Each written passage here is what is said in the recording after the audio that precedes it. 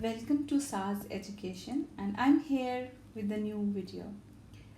The first short story, A Clean, Well Lighted Place.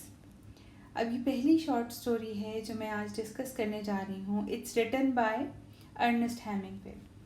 Ernest Hemingway जो कि बहुत ज़्यादा फेमस थे and he was born in July 21st 1899 and died in 1861. Ernest Hemingway was a famous novelist and a short story writer. उनके कुछ famous novels हैं जो यहाँ मैं डिस्कस कर रही हूँ. A Farewell to Arms, For Whom the Bell Tolls, The Old Man and the Sea, Men Without Women, The Fifth Column, First 49 Stories. और अब बात करते हैं हम शॉर्ट स्टोरी की जो कि हम अभी डिस्कस करने जा रहे हैं. A clean well lighted place.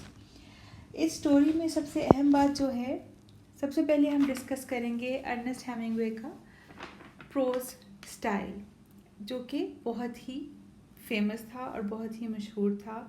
और उनकी जो मेन बात थी वो जाना जाता था स्टाइलिस्टिक मिनिमलिज्म के हवाले से, कि उनका राइटिंग स्टाइल इस तरह का था कि उसमें से वो कोई भी चीज़ ओमिट कर देते थे और वो रीडर्स पे छोड़ देते थे कि वो उसको समझें कि ये क्या है.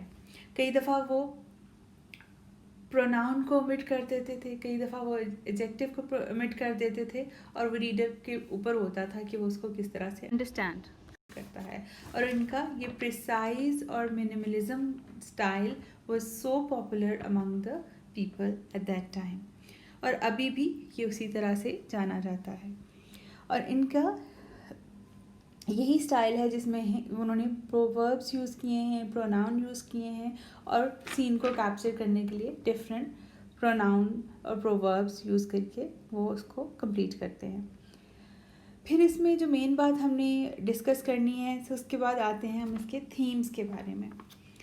थीम्स इसमें 2-3 तरह के हैं. पहला तो ये है कि इसमें एक तो लोनलीनेस का है जिसको डिस्कस किया गया है, फिर दूसरा डिस्पेयर का है, डिसअपॉइंटमेंट का है, और तीसरा है नथिंगनेस, नादा जो स्पेनिश वर्ड है उसके वाले से. इसमें मेनली 3 कैरेक्टर हैं, 3 मेन कैरेक्टर्स हैं. एक ओल्ड मैन है, एक ओल्ड वेटर है, एक यंग वेटर है, और चौथा जो है वो पैसिव कैरेक्टर है, वो है ओल्ड मैन की नीस. अब ये जो स्टोरी है वो कुछ इस तरह से शुरू होती है कि इसमें इसकी समरी कुछ ये है कि ओल्ड मैन जो है वो सुसाइड की अटैम्प्ट करता है in the beginning of the short story, और उसकी नीस आके उसको बचाती है. And there was discussion among the 2 waiters, young and old. वो आपस में ये डिस्कस कर रहे हैं कि ये इसको मरने की क्या ज़रूरत है. अब जो यंग वेटर है वो कह रहा है कि अगर इंसान के पास इतने पैसे होते हैं तो वो कभी भी खुदकुशी की कोशिश नहीं करता. और दूसरी तरफ जो ओल्ड वेटर है वो समझ रहा है कि इसकी क्या वजह है, सिर्फ मनी या पैसे होना ही इंसान के लिए काफ़ी नहीं होता.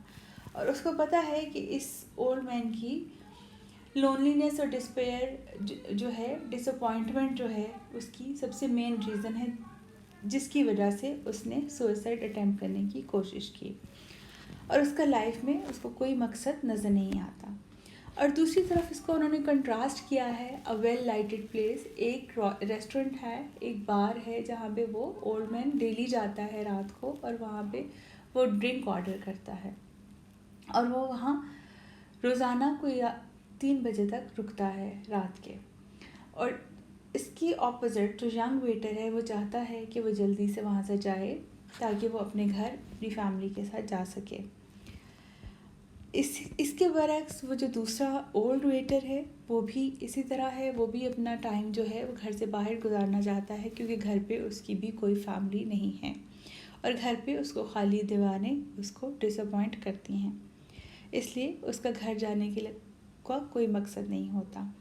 एक तरफ वो भी इसी तरह रात को जाते हुए एक किसी रेस्टोरेंट में रुकता है, लेकिन वहाँ इतनी अच्छी जगह नहीं होती जैसा कि ओल्ड मैन को मिलती है.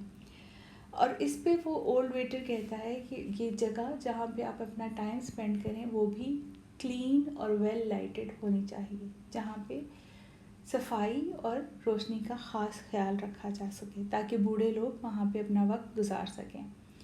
और इसी तरह जो है वो शॉर्ट स्टोरी का इख्तिताम हो जाता है, जिसमें ये होता है कि वो वहाँ पे रात गुजारता है और रात जब दिन होने लगता है तो 3 बजे के बाद वो घर आकर वो सो जाता है और फिर वही दीवारें, वही पर्दे, वही सब कुछ और वही मायूसी है।